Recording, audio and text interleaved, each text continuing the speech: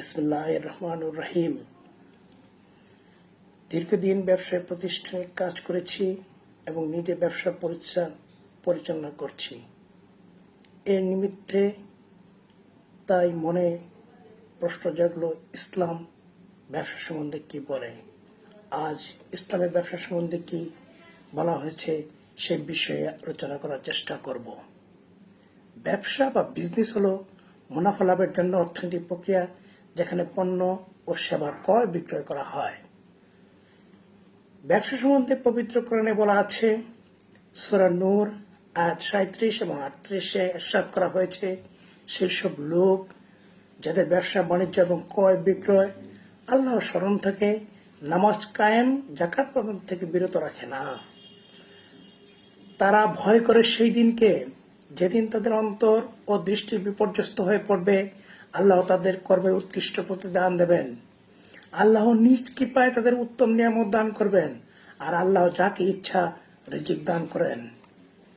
একদা নবীজিকে জিজ্ঞাসা করা হয়েছিল, কোন ধরনের উপার্জন উত্তম?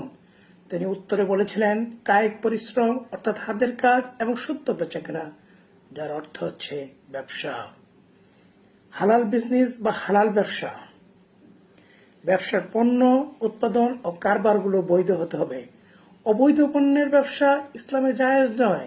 মদ, জুয়া, ঘুষ, সুদ করা যাবে না। ইসলামে ব্যবসার লাভ নিয়ে যে নির্দেশনা দেওয়া হয়েছে বা পাওয়া যায়, ক্রেতা বিক্রেতার সন্তুষ্টি এবং বিবেচনার ভিত্তিতে পণ্যের দাম নির্ধারিত হবে।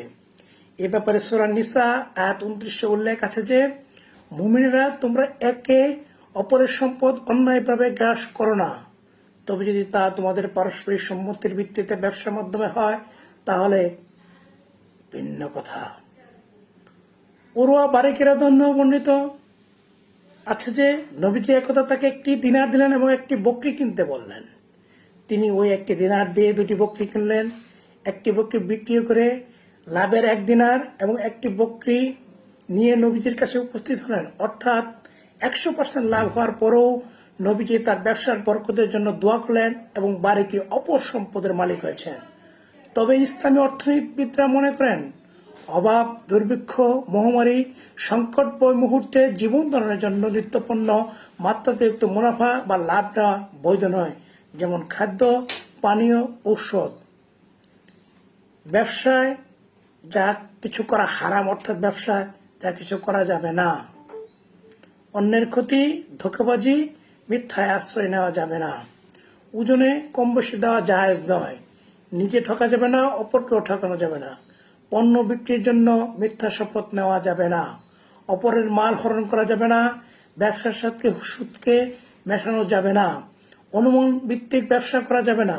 বিশেষ করে গাছের ফল কিংবা শস্য ক্ষেত্রে উৎপাদিত পণ্যের উপর ভবিষ্যৎ নির্ধারণ করে কোনো ব্যবসা করা যাবে না। বিজনেসম্যান বা ব্যবসায়ীদের জন্য মর্যাদা সম্বন্ধে নবীজি বলেন, সত্যবাদী বিশ্বস্ত ব্যবসায়ীরা আখিরাতে নবীগণ, সিদ্দিকগণ এবং শহীদগণের সঙ্গে থাকবে। সবাই সৎ ব্যবসায়ী হয়ে উঠুক। আমিন।